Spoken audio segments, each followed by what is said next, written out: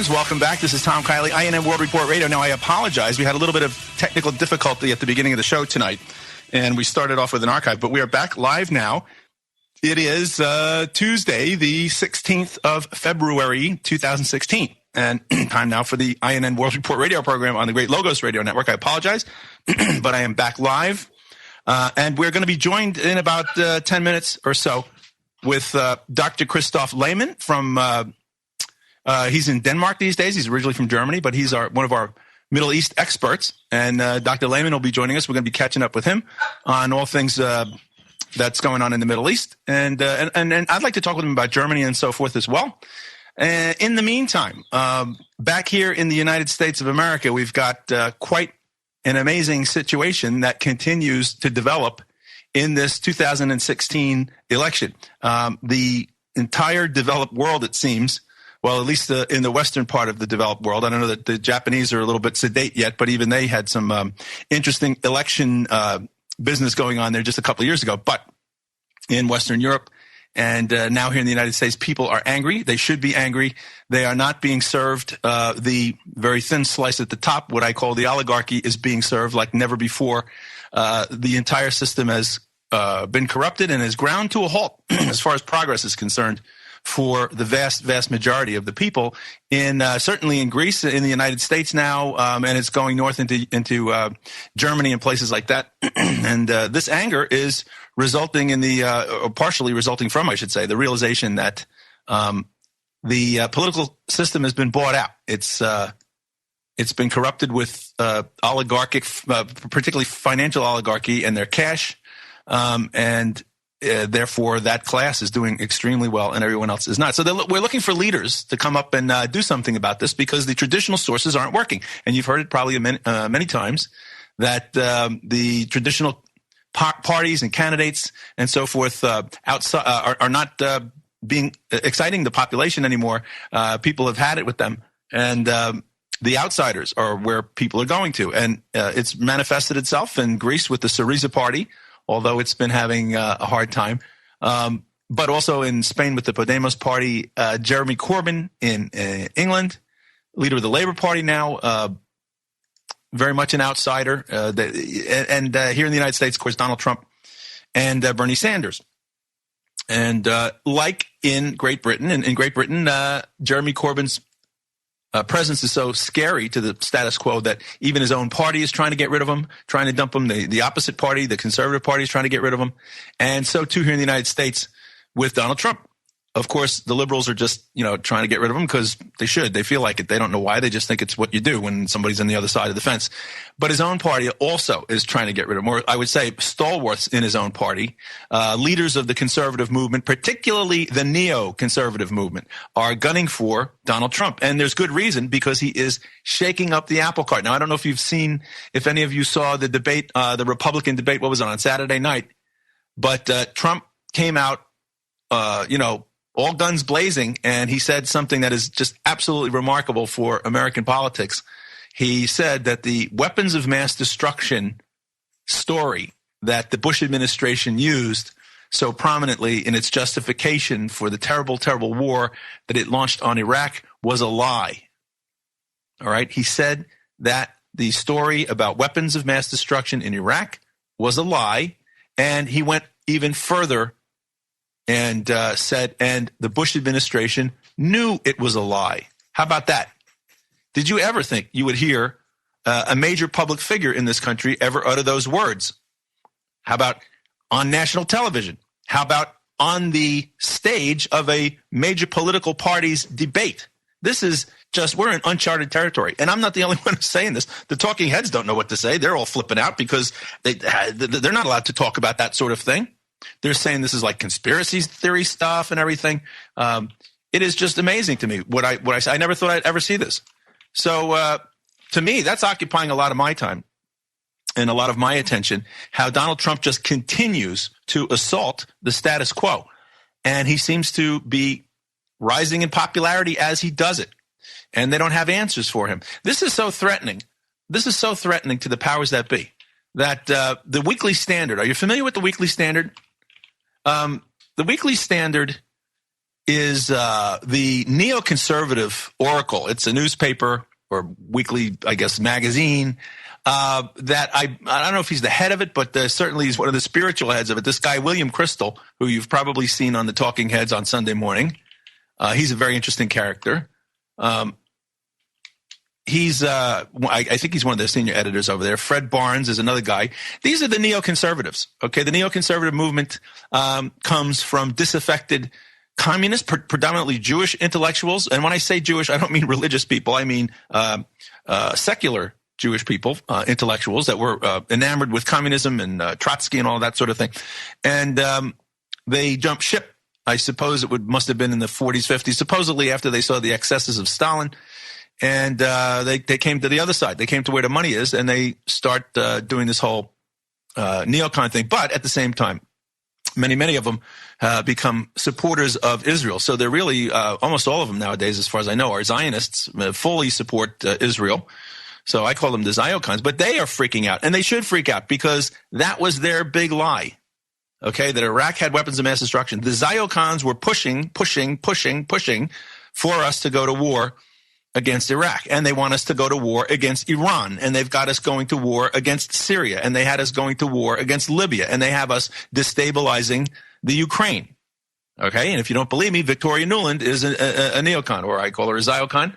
So, that's what's happening, and this kind of talk just shakes them to the core, absolutely shakes them to the core. And they've got to fight back. They've got to strike back. So, only a few hours after this debate performance where Donald Trump so laid it on the line, William Crystal from the Weekly Standard has to write a thing now that Trump is lying. Will it destroy his candidacy? Will it stop his candidacy? How about that? So he's calling the truth a lie. That's his defense here. He's saying that Trump is lying when he says that the weapons of mass destruction story was a lie, which is not. It was a lie. And even further, he's lying when he says that that George W. Bush and company knew it was a lie, which I'm sure they did. And remember, it was Donald Rumsfeld, then Secretary of Defense, who told us not only do they have weapons of mass destruction, but we know where they are. Okay? We know where they are. Now, I don't see how you can say that without lying. I don't see how you can say that without lying. And on INN World Report television, we had Scott Ritter before the invasion of Iraq, and he said there were no weapons of mass destruction. This was eminently knowable information. Little old INN World Report knew it, so everybody else had to know it as well. So this is really shaking up the world. It is striking at the heart of the Ziocons. They're freaking out, and they are demanding that everybody, reprimand Donald Trump. And I'm sure they're watching, and they're ready for anybody in the media and any of the other candidates who are going to agree with them, and they're going to aim their vitriol at them as well. So they're really being shaken. They're really being shaken, and you can thank Donald Trump for it. He's doing a lot of stuff, and this is just absolutely amazing. Listen, Dr. Christoph Lehmann is on the line with us from Denmark. We're going to go to Dr. Lehmann. NSNBC is his great website. We'll be talking with him about this and other issues in just a moment.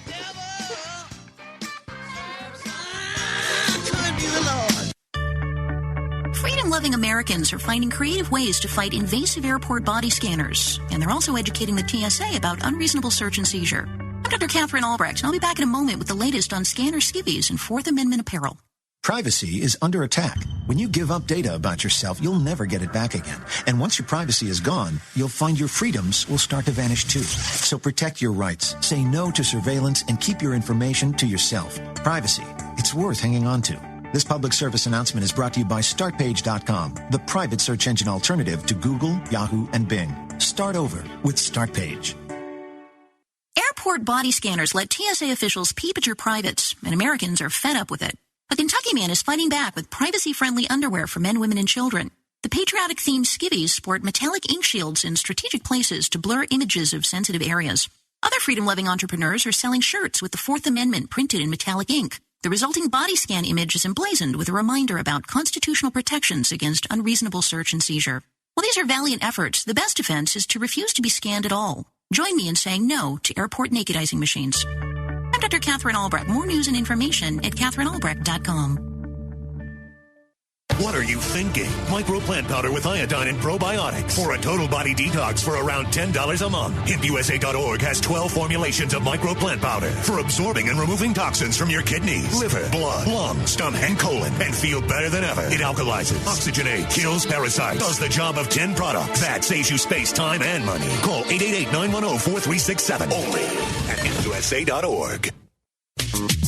Rule of Law Radio is proud to offer the Rule of Law Traffic Seminar. In today's America, we live in an us-against-them society, and if we the people are ever going to have a free society, then we're going to have to stand and defend our own rights. Among those rights are the right to travel freely from place to place, the right to act in our own private capacity, and most importantly, the right to due process of law. Traffic courts afford us the least expensive opportunity to learn how to enforce and preserve our rights through due process. Former Sheriff's Deputy A. Craig, in conjunction with Rule of Law Radio, has put together the most comprehensive teaching tool available that will help you understand what due process is and how to hold the courts to the rule of law.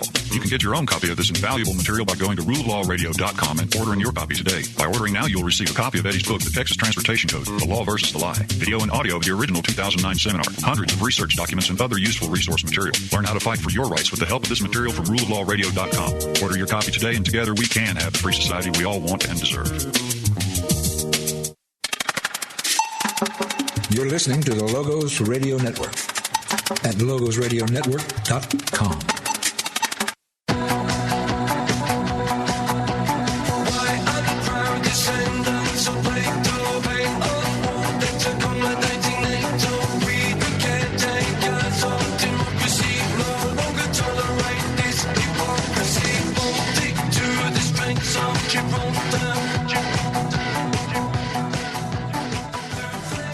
All right, good friends. Welcome back. Tom Kiley, INN World Report Radio, every Tuesday and Thursday night here on the Great Logos Radio Network. Now, we are certainly living up to our, INN means International Newsnet, and we're living up to the international part of our name tonight because we have with us Christoph Lehmann, Dr. Christoph Lehmann. I assume he's in Denmark. We'll find out in a moment. But Dr. Lehmann is the force that started NSNBC International, and you can get to that fantastic website anytime you want just by going to nsnbc.me. So anyhow, Christoph, welcome back to INN World Report. Thanks for having me on, and good evening to you and your listeners. Good evening. I think this may actually be your first time with us in 2016, so I'm going to have to say Happy New Year, too. Happy New Year, too, yeah. So, Christoph, we love hearing from you, getting the pulse of how things are going in Europe, and certainly the up-to-date information in the Middle East. Mm-hmm. Where should we begin? I'm very interested in the saga that's unfolding right now over the Golan Heights, where a lot of oil was discovered. I'm interested to know how the refugee, I call it a phony crisis. It is certainly a crisis, but it's not a crisis that is the result of an act of God. It's a crisis as a result of a bunch of people who think they're God, in Washington and London and Paris. But how that's going, and where would you like to begin? Well, you started with the Golan Heights. We could start with that. And by the way, I'm still in Denmark. Yes, that's correct. The Golan Heights, a couple of days ago, the Syrians in the Golan Heights came out in force, protested the 34th anniversary after the declaration of an open-ended strike against the declared Israeli policy to permanently annex the Golan Heights. That was a plan long before the discovery of major oil resources a few years ago. And, the Syrian Al-Qaeda franchise troops, they kidnapped a couple of UNDOF soldiers, and that led to a withdrawal of UNDOF troops from a 12 to 16 kilometer wide corridor.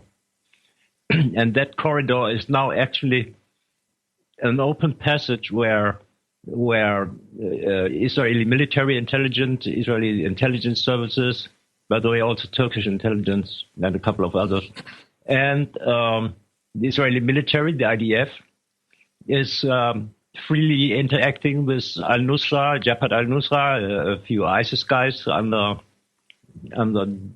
various names, Free Syrian Army, so-called. And, they established a joint intelligence room there. They're treating their wounded, aren't they, in Israel? And oh, yeah, that that and they have a couple of field hospitals there too, and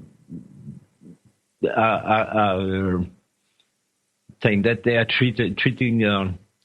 I understand the poor rebels and the poor children who are bombed by Syrian and Iranian troops. Yeah. They suddenly have a goodness in their heart for Islamic people. And by the way, interesting, isn't it, that these same characters who the Israelis are treating and sending off back into the fight on the battlefield are not doing anything against Israel, are they? I mean, this whole ISIS stuff is supposedly attacking Paris, supposedly attacking here in the United States, and all this other stuff. Yet they're right next to Israel, and they don't seem to do any attacks on Israel, do they? Absolutely nothing, because they get weapons from Israel and everything they need. Yeah. We often talk about Qatar and Saudi Arabia, the United States, UK, and so on as sponsors, but the Israeli involvement is largely being omitted from most media. I mean, there are some media, especially in so-called alternative media, who kind of go over the edge and say it's all Israel's master plan and so on. But I wouldn't go that far, because it's sort of counterproductive. But Israel definitely is playing a big role there.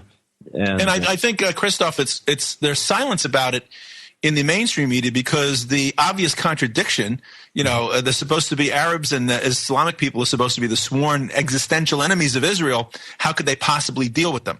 And so if the truth came out, it would be shown that a lot of this stuff is phony baloney, and that money talks, and that some people are so craven that they don't care who they get into bed with. Well, it's also, it serves a double function, because Israel, if you read the call, let me look it up before I say some nonsense. The UN Human Rights Council's periodic review of the Syrian Arab Republic. Okay. They have these periodic reviews, and in 2011, the last review clearly stated that Israel is enforcing Israeli law in the occupied Golan Heights, the Israeli administration, the Israeli language, the Israeli culture, the Israeli educational system, justice system, and so on. So it's already a de facto annexation. And having these jihadis from, most of them are not Syrians anyways, entering the Golan Heights now is actually displacing Palestinians. So that serves a double function.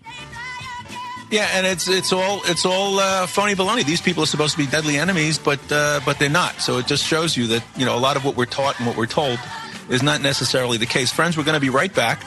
We're speaking with Dr. Christoph Lehmann. He is in Denmark right now. Christoph started the website NSNBC International. We'll be right with him just after this.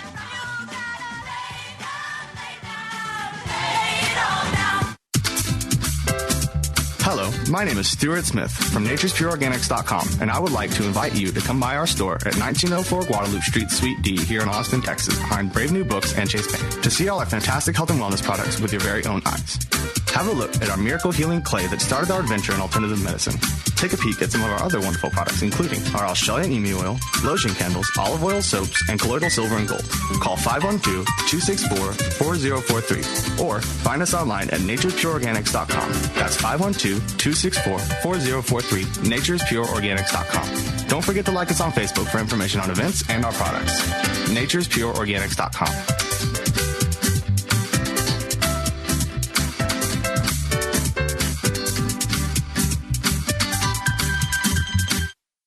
Are you the plaintiff or defendant in a lawsuit?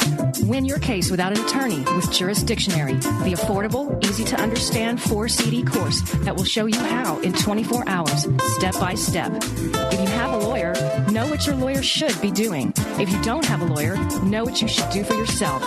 Thousands have won with our step-by-step course, and now you can too. Jurisdictionary was created by a licensed attorney with 22 years of case-winning experience. Even if you're not in a lawsuit, you can learn what everyone should understand about the principles and practices that control our American courts. You'll receive our audio classroom, video seminar, tutorials, forms for civil cases, pro se tactics, and much more. Please visit ruleoflawradio.com and click on the banner or call toll-free 866-LAW-EASY.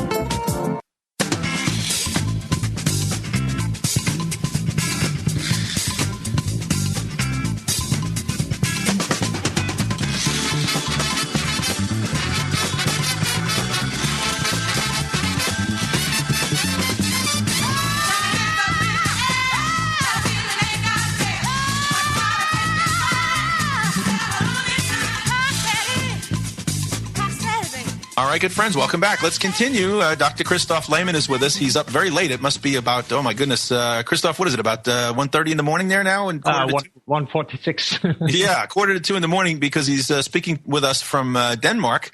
And we were talking about this strange situation in Syria. The Golan Heights, geographically, Christoph, that's at the southern edge of Syria against Israel, butts up against Israel. And I guess it's a high place that overlooks Israel. Is that correct?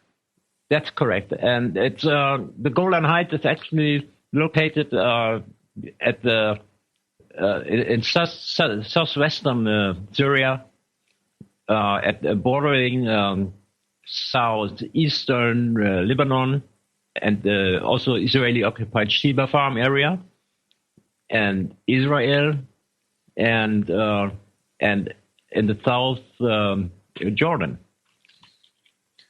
Yeah. So there's a colossal traffic going on there of arms and so on.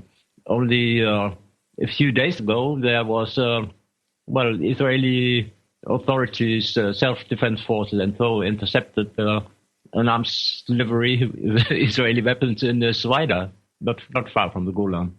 Yeah, I saw you had a story about that. I sent it around.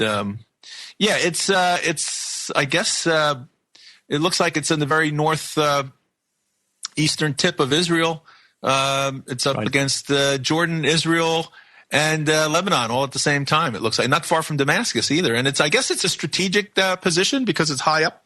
Extremely, and also because if you have the northern tip of the Golan Heights, you're looking at the Sheba Farm area, which is Israeli-occupied southeastern Lebanon, and that gives you direct access to the Bekaa Valley in Lebanon, which is of extreme strategic and economic importance for the country. So Israel's been hanging on to this since, the 67 war, the Golan Heights? Correct, yeah. Yeah, and, they've been very coy about it, not fully annexing it or whatnot, but now they've discovered a lot of oil there. Is it oil or gas or both? Oil, mostly oil. Yeah. There's some gas there too, as far as I know, but I didn't see some exact figures. But oil, yes, definitely. So now we have a situation where they definitely want to annex it now, I guess, since the oil was discovered. I don't think it's a coincidence. I think it's probably got exactly to do with that. And what a shame. Hopefully they will not be successful, because I think that oil revenue would go help toward rebuilding Syria, perhaps. Yeah, well, you want to probably maintain some sort of Syria, but you want definitely to have a weakened Syria with a more compliant government, or a government that is less able to resist, a Syria that can't act as kind of regional power with regard to Lebanon and Lebanese politics. A Syria that will not function as much as a bridge between parts of Iraq and ultimately by respectively Iran and Qatar. Iran then proposed a pipeline that would go from the Pars gas field at the southeastern tip of the Persian Gulf up north through Iraq, the Al-Anbar province, and then through Syria and to the Syrian Mediterranean coast, and eventually to Turkey too. And the result of that would be that the European Union could receive more than about 50% of its natural gas for the next 110 years from Russia and Iran. And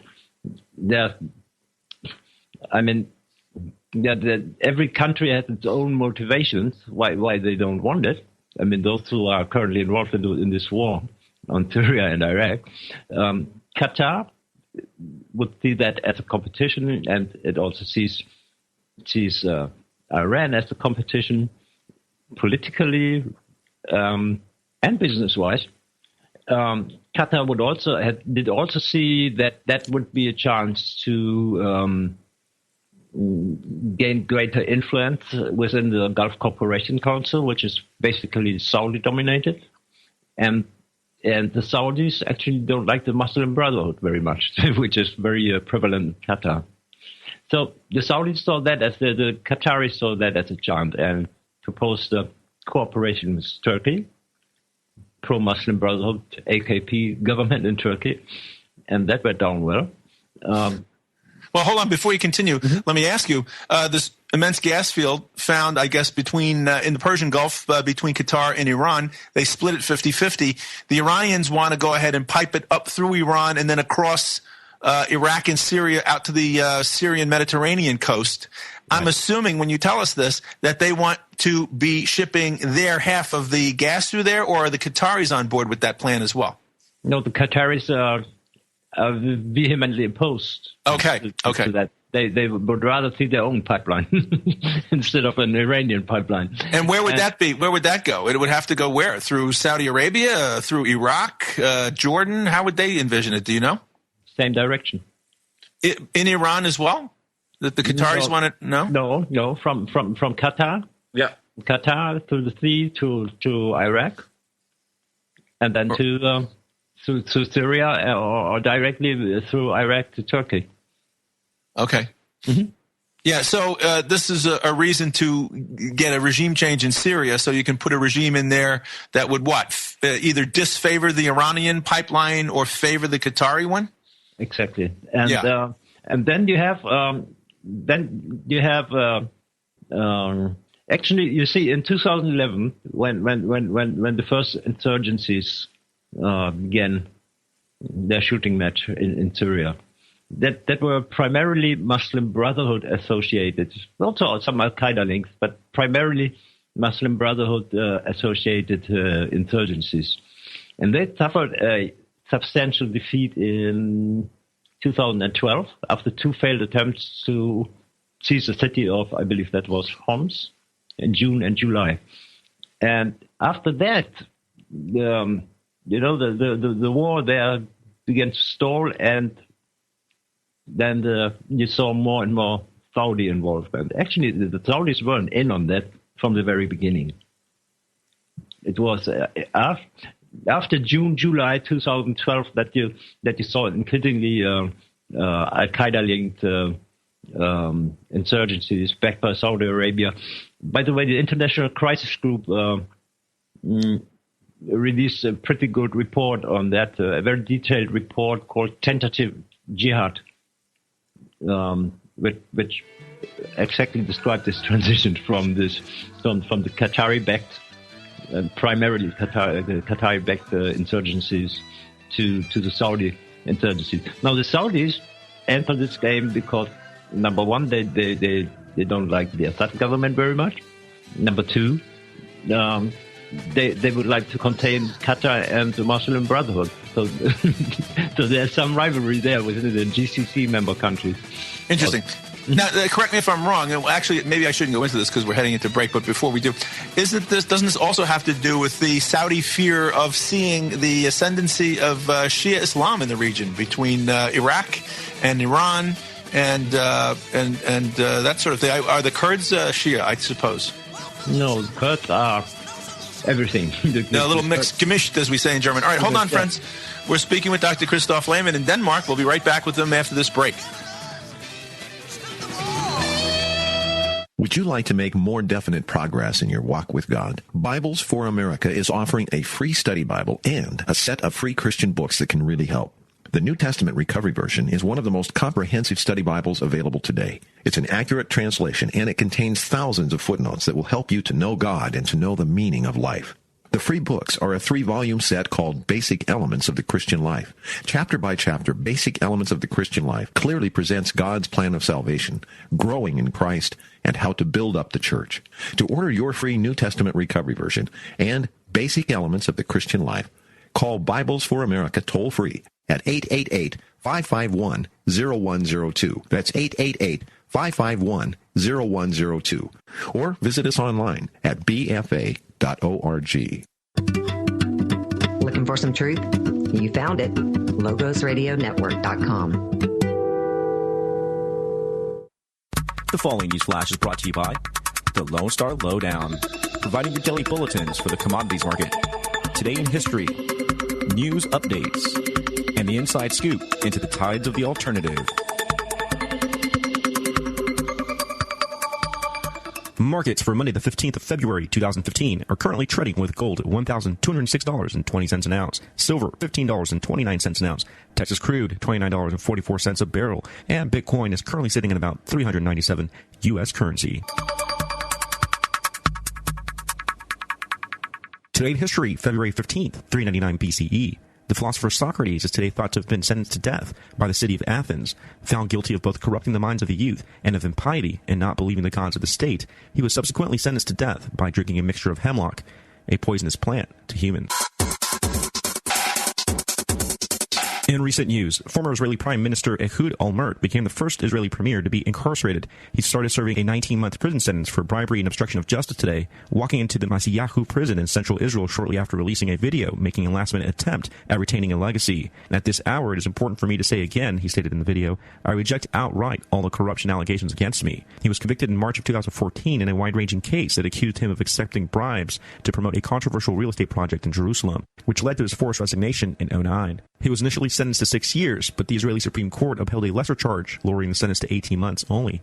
Olmert is also awaiting a ruling in an appeal in a separate case in which he was sentenced to 8 months in prison for unlawfully accepting money from a U.S. supporter. Former prison officials did state that Olmert would be treated like any other inmate, despite being held in a special wing for security reasons, an assertion we are sure is completely true. A joint effort between 5 Australian agencies reportedly conducted one of the largest drug busts in the nation's history after finding $900 million worth of liquid methamphetamine. Sydney Morning Herald reported that this investigation began after the raiding and seizure of a shipping container in December, which was revealed to be transporting 86 boxes of bra inserts holding 190 liters of liquid meth, while an additional 530 more liters of liquid meth were found and confiscated hidden within art supplies amongst 5 storage units in Sydney. The estimated street value of the drugs are roughly around $1.26 billion in Australian dollars. 3 Hong Kong nationals and 1 Chinese national were charged with their involvement in the importation and manufacturing of these drugs. This was your lowdown for February 15th, 2016.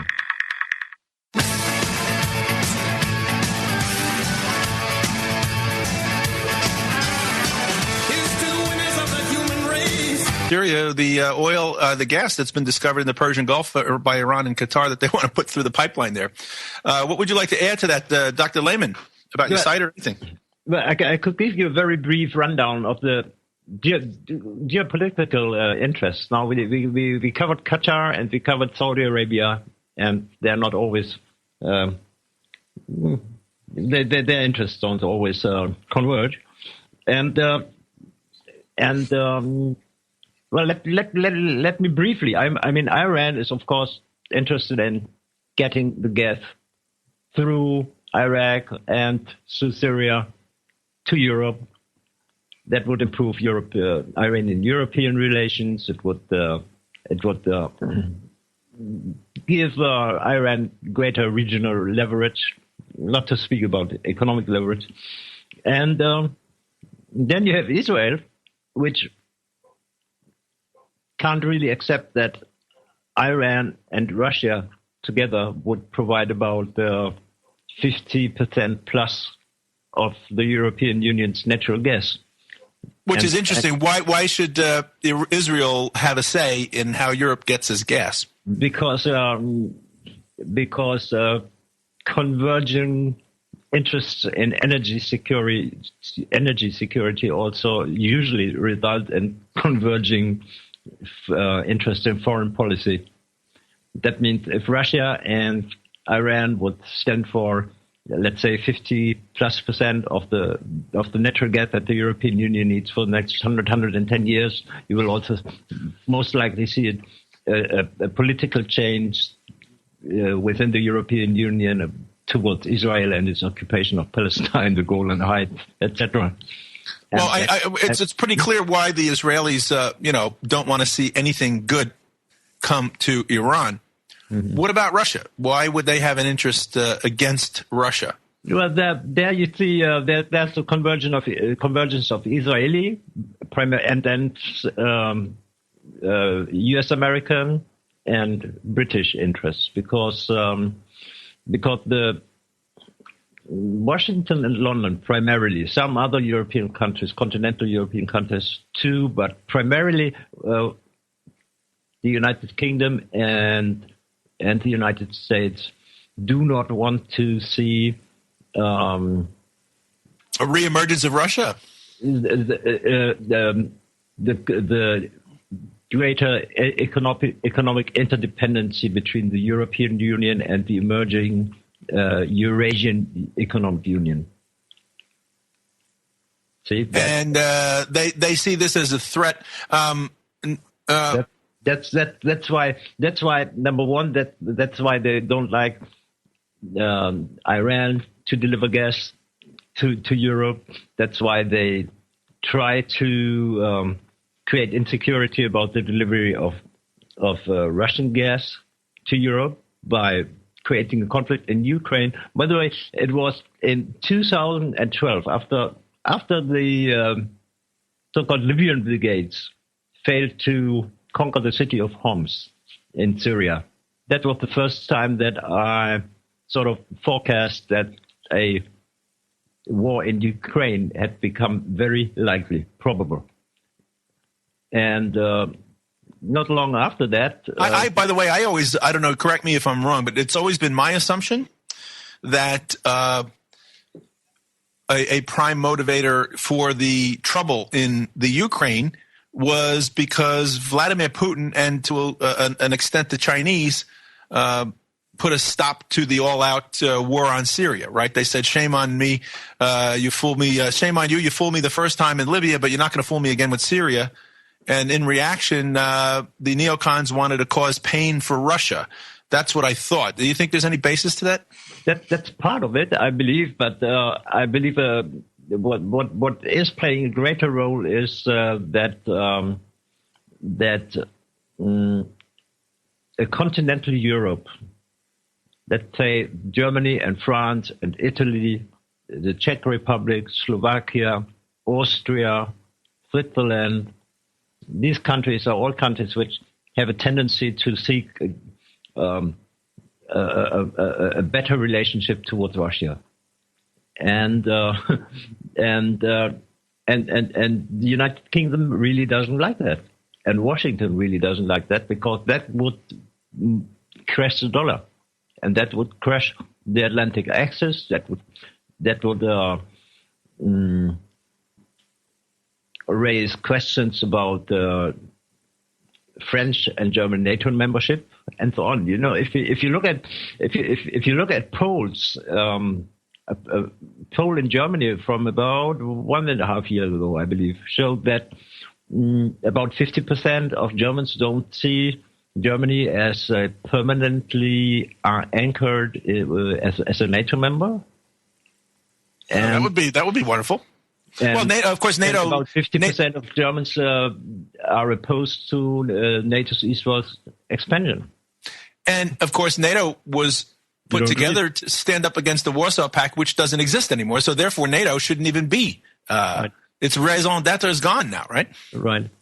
But it has a new one now, you know. And there's Roland Dumas, former French foreign minister said, when he was asked whether NATO still has a purpose, he asked for those who are running it. He said. I often say, Christoph, that it's very reminiscent to me anyway. Of course, I wasn't there. I read my history, but it reminds me of the Roman auxiliaries. That the Roman Empire needed to get troops from its vassal states.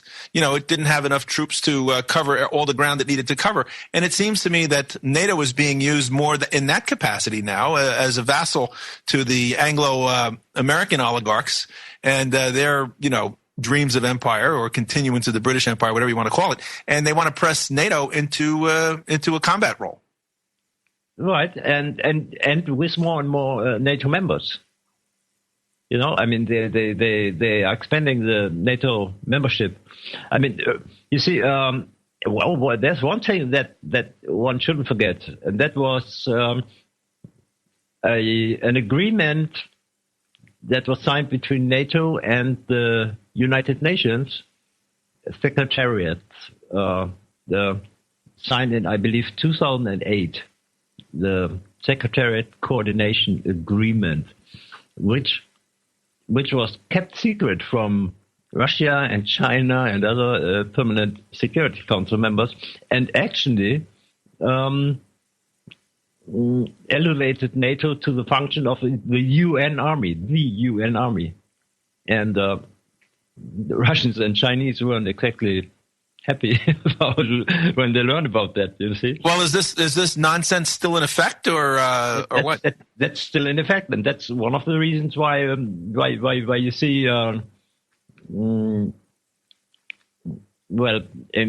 This is increased posturing. The Russians against NATO and now the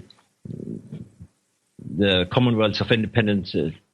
The Collective Security Treaty Organization versus NATO and so on. It's a return to the Cold War because, of course, neither China nor Russia would like to accept that NATO has to be the UN Army, and if you want to be part of that, in the international community, you have to sign on the NATO Partnership for Peace program, from which you can be excluded, like Russia was over the Ukraine. So, there are a lot of aspects to that. But basically, you see, the war in Syria and Iraq are a continuation of colonial and neocolonial and Cold War policies. And what we actually see is the permanent Security Council members carving up the Middle East again. When I see this kind of stuff, there's the traditional neo-colonial interest, but there's a new dimension since 48 or so. There's Israel sitting in the middle of that too. This what was it, the Annan plan? I forget the name of the Israeli that came out. They want to break everything up into crazy little places that have no power and can't fend for themselves. How much of this is being also...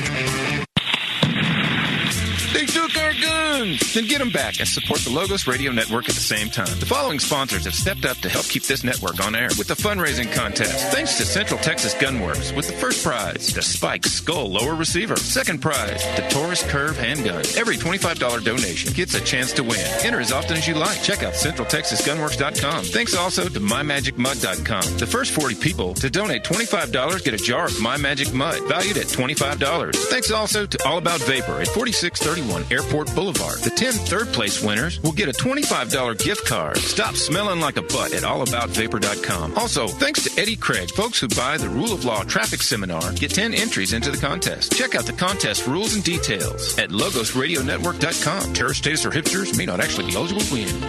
Are you to forget that Iran has its own postures and political philosophies and so on, which are not necessarily consistent with that of a secular Syrian regime or a secular Russian regime, form of government. Well, who do they have as friends in the region if they want to go to theocracies? I mean, Saudi Arabia maybe, and Israel. Israel this is theocracy. But where can they go if they want to find buddies who are ruling their countries via religion? Well, that I believe the long-term strategy of Iran. They wouldn't announce that officially, but I believe that they would rather see a kind of Hezbollah-like regime governing Syria than a Ba'athist Arab socialist regime.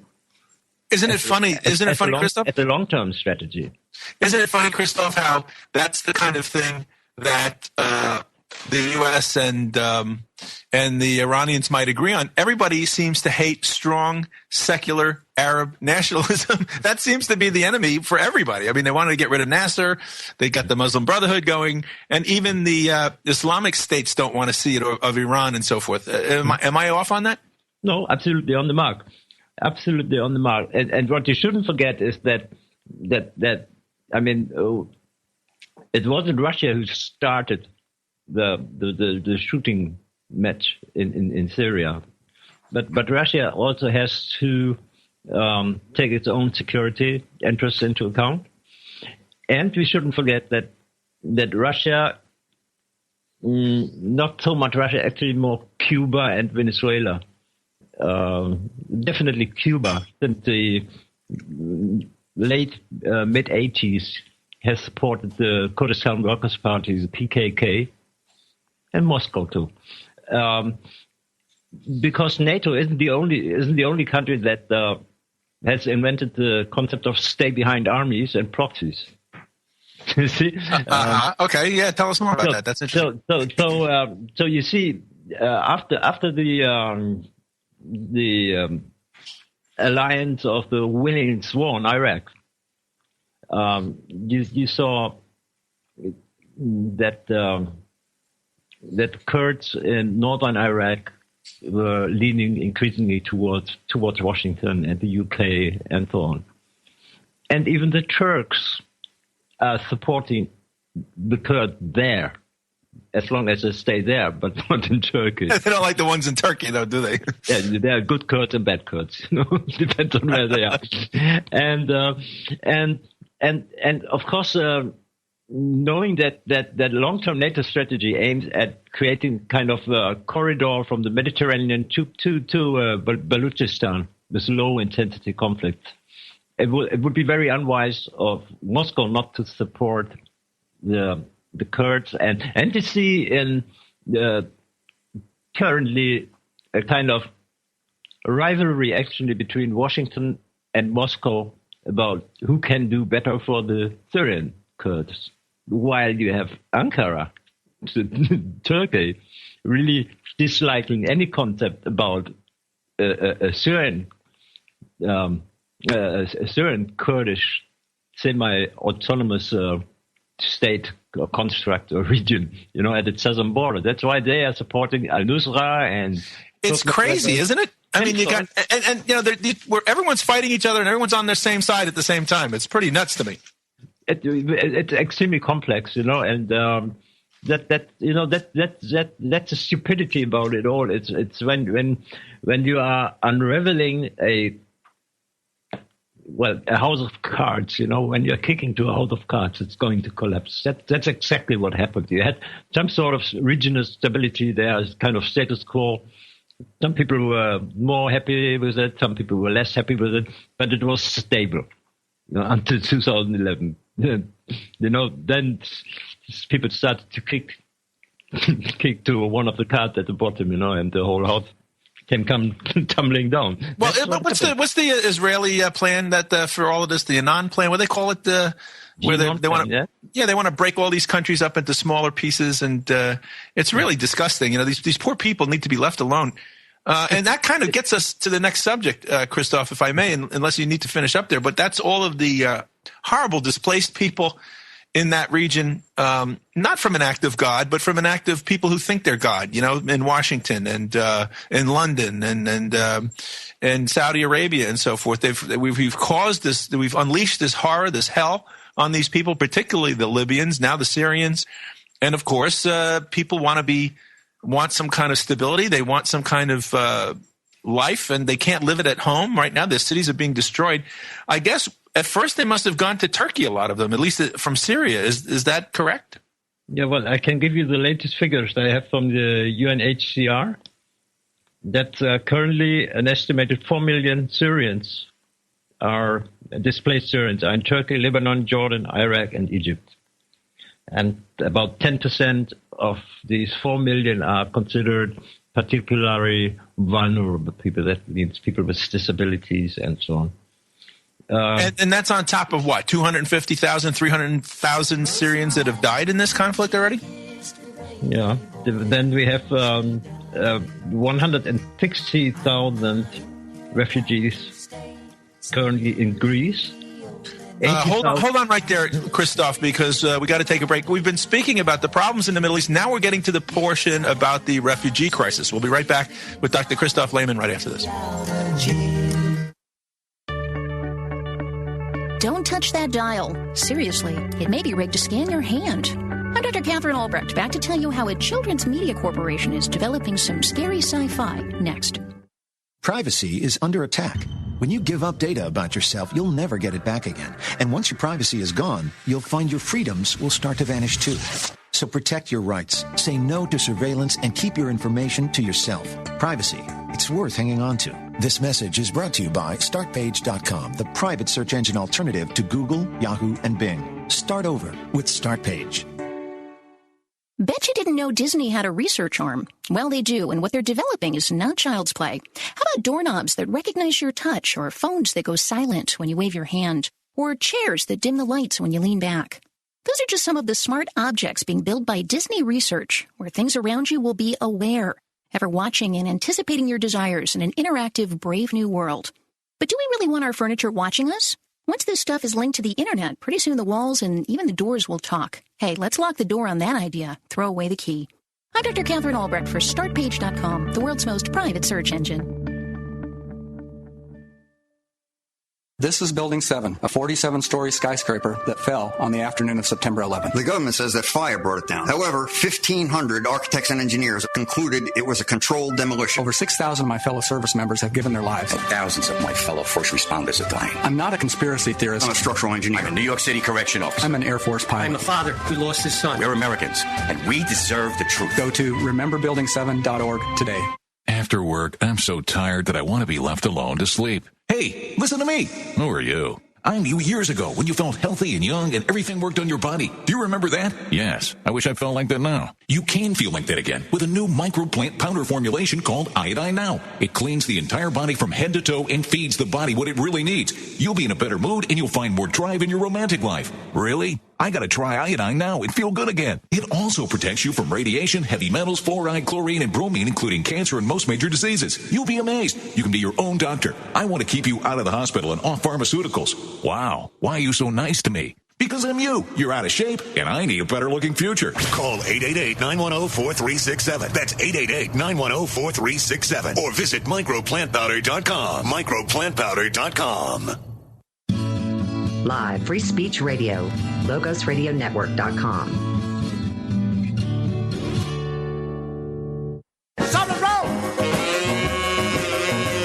Man, I swear something's wrong. Something's wrong! I don't think I'll be around here long.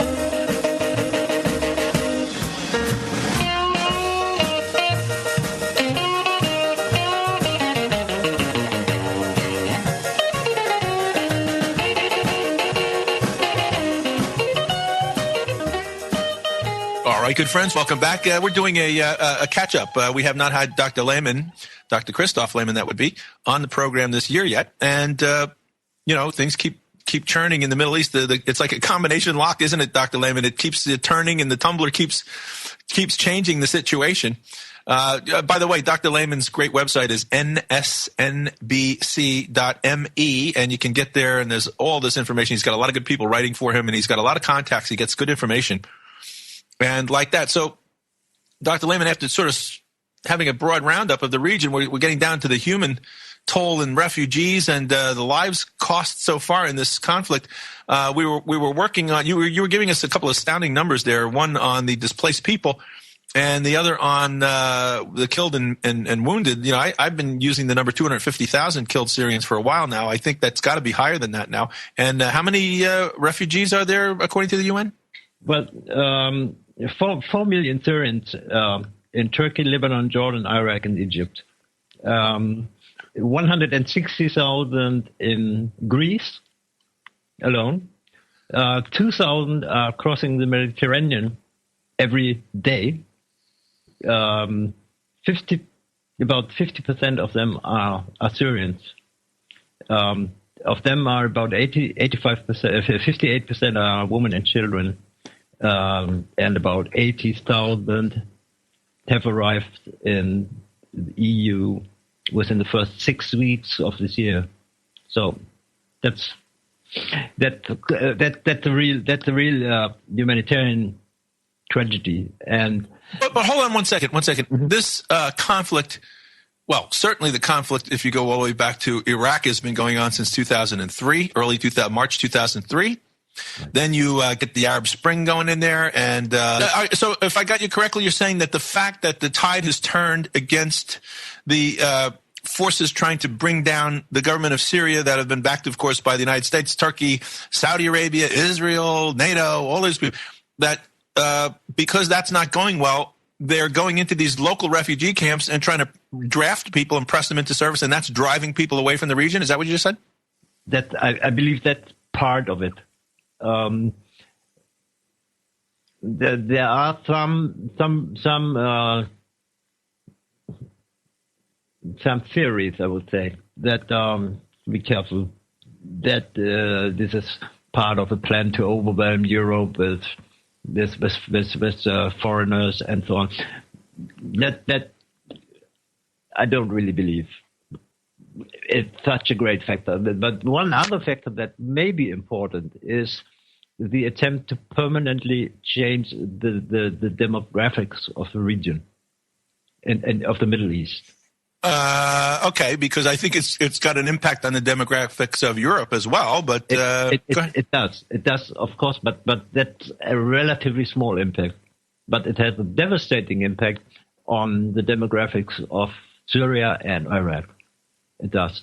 I mean, you have had in Syria, you had a country where you had all sorts of Christian and Muslim and Sufi and other religions and sectarians and ethnicities live together quite well, and quite peaceful, and they couldn't necessarily say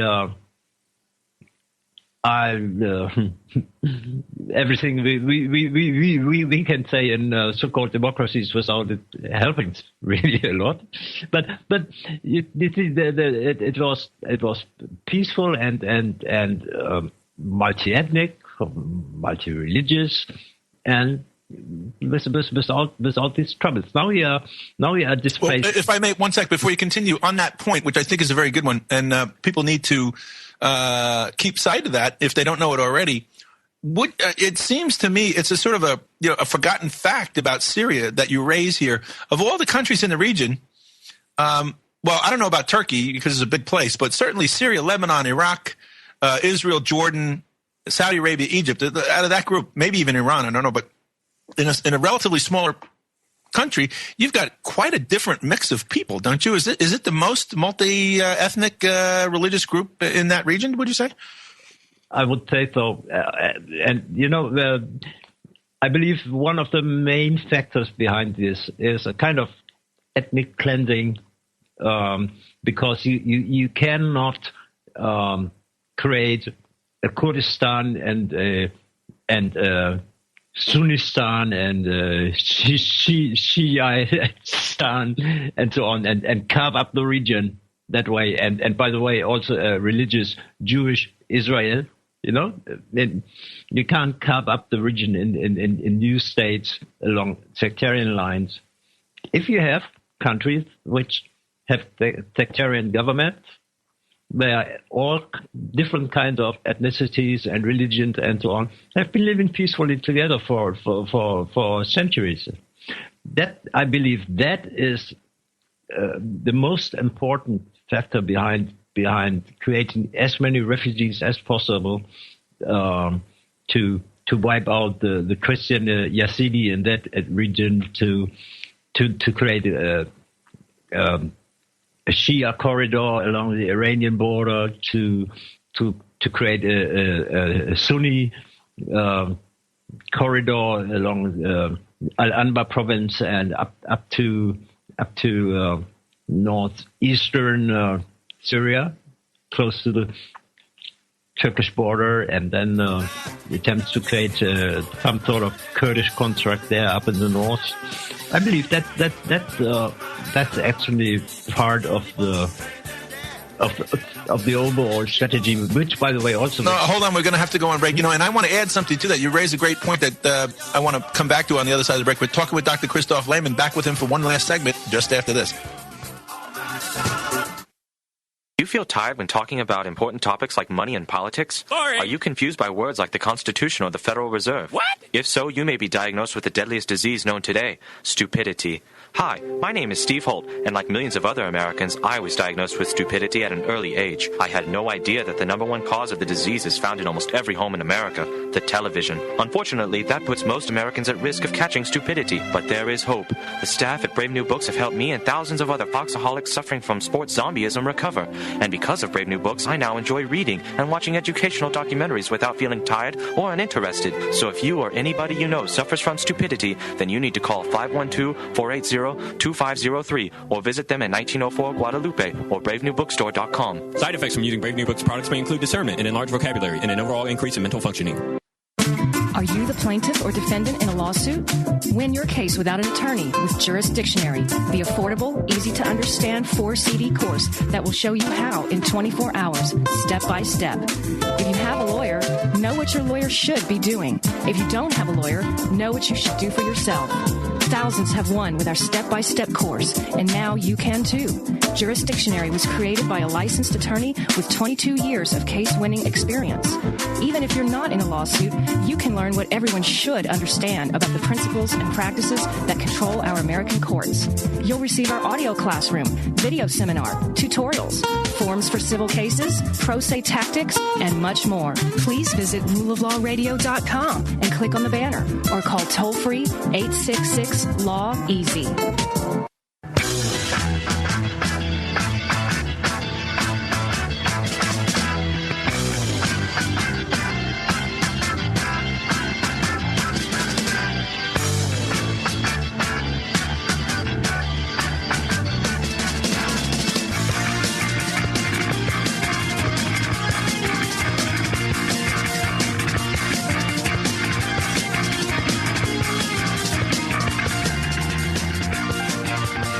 Discussion tonight, friends, with Dr. Christoph Lehmann.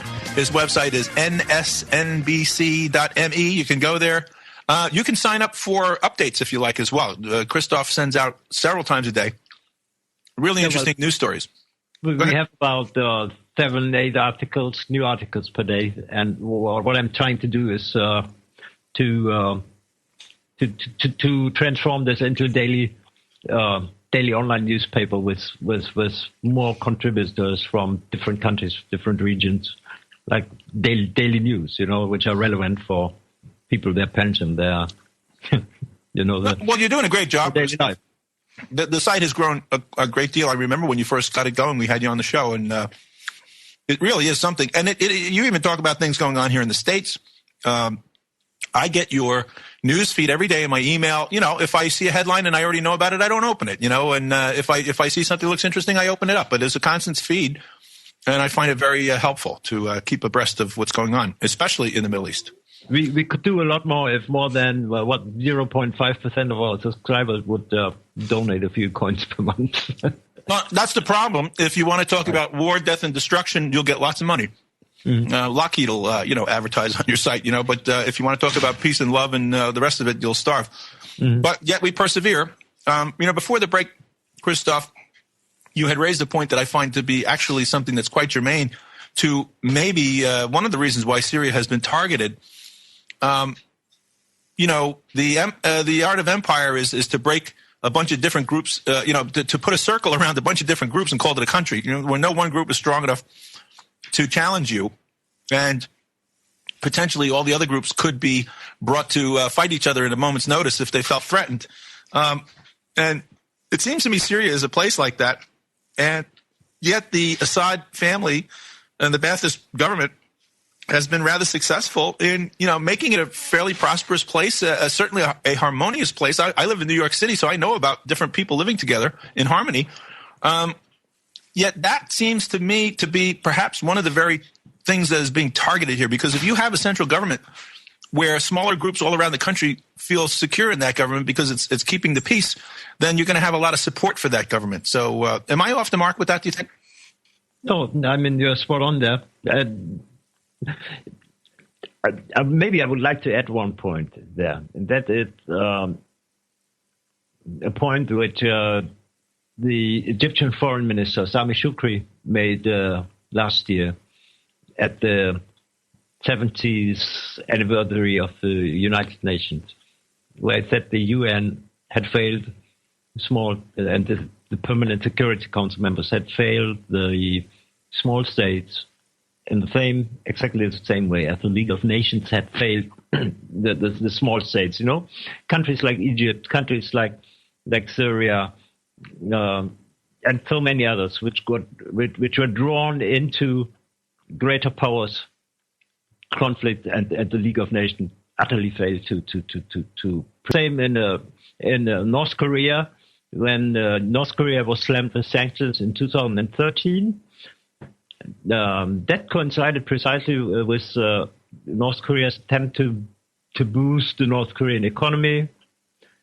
So a peaceful reunification with South Korea would be easier. That's when you saw the Chinese, the Russians, and the Americans all agree sanctions against North Korea. And everybody had his particular interest there. The Russians didn't like that the North Koreans were doing deals with Germany and Switzerland about technology exchange and so on. The Chinese probably didn't appreciate that Kim Jong-un that China couldn't any longer just see North Korea as a provider of cheap rare earth materials. Business should go both ways, and the Americans want to boost their pivot in Asia, and contain China. So everybody of the P5 participated in slamming the North Korea with actually illegal sanctions. And it's a big laugh. Well, how I make sense of it, Christoph. Mm-hmm. I agree with much of what you're saying. However, I don't say the Americans want to do this and the Israelis want to do that. No. I feel that the real action happens at a higher level. And I talk about the oligarchs who run America don't want to see this and don't want to see that. The oligarchs who run Israel don't want to see this, don't want to see that. The oligarchs who run Great Britain don't want to see this, don't want to see that. But we're supposed to be a system of democratically based countries. Of course, we're republics and so forth for the most part. So these people cannot be seen publicly to be running the show. They require the facade of government, the facade of a nation. But they clearly control those governments, okay? Because the governments are not acting in the best interest of the vast, vast majority of the people. So I would agree with what you're saying, except I make the distinction and say it's not necessarily the Americans who are doing this. The Americans are the functionaries who carry it out, but they get their marching orders from something much higher up. How does that sit with you? Exactly. And if you talk about oligarchies, I mean, the oligarchies today are transnational, and there's also kind of interdependency between, let's say, China, the US, China, Russia, the United States, and so on. So that, in terms of oligarchic structures, definitely. Yeah, I mean, and this is what we see happening. It's very feudalistic. The oligarchy is a fact of human life. no matter how big or how small a country is, there's going to be a set of oligarchs who are going to want to run the show. The only thing that changes from time to time is they're either stronger or weaker. Or the people have more of a say or they don't. Defenestration takes place and maybe you get a new set moving in. But what happens is they tend to accumulate power and then they distribute it down to local oligarchs and smaller oligarchs and like that. So that's what I see really going on. You have this facade of nationhood, but that's not where the real raw illegal power is. It's in the Bilderbergers and that sort of thing, which, it's much higher up. And, Russia's got it too. China's got it too. So, I guess the great game is to who's going to end up being the big oligarch that controls the whole world, huh? Yeah, well, latest figure from Forbes was that 62 people owe about 50% of the world's wealth. Yeah, that's Oxfam, and it was Oxfam, yeah. It was 87 families a couple of years ago. Now it's down to 62 people in the possession of half the world's wealth. Mm-hmm. And I always say to these airheads that are out there crying about sustainability, how can you talk about sustainability if you don't first talk about the fact that half the world's wealth is in the hands of 62 people? I mean, if you don't talk about that, then all you're talking about is sustaining the fact that all those people are going to keep that wealth. I mean, what if they only had a quarter of the world's wealth? What would the world look like then? Better. But you see, I shouldn't say this, but let's say it anyways. The fewer they are, the easier it is to do something about it the day something really needs to be done. Well, you're right. That's the sort of the Wizard of Oz thing. There's really very few of them, and they don't like us. That's why they want to bring the population down and get rid of a lot of useless eaters. Now the people aren't working anymore. They don't want them walking around getting into trouble, so they want to take the guns away, the whole 9 yards. It's a big thing. But I know, Christoph, that you cover a lot of these topics very well at nsnbc.me, folks. That's how you get there. Thanks for coming on the show with us tonight. Thank you for having me on, and have a nice evening. Very good. All right, friends, that was Dr. Christoph Lehmann. First time on the show this year. He is in Denmark, originally from Germany, and a very, very decent human being, as you could hear. He was helping some of the injured people in the Sabra and Shatila refugee camp massacres that happened back during the Lebanese wars and so forth. All right, we'll be back on Thursday night with our next show. Have a great night. Thank you very much, friends. Bibles for America is offering absolutely free a unique study Bible called the New Testament Recovery Version. The New Testament Recovery Version has over 9,000 footnotes that explain what the Bible says, verse by verse, helping you to know God and to know the meaning of life. Order your free copy today from Bibles for America.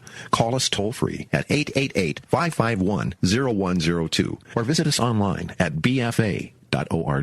This translation is highly accurate, and it comes with over 13,000 cross-references, plus charts and maps and an outline for every book of the Bible. This is truly a Bible you can understand. To get your free copy of the New Testament Recovery Version, call us toll-free at 888-551-0102. That's 888-551-0102. Or visit us online at bfa.org. You are listening to the Logos Radio Network. LogosRadioNetwork.com.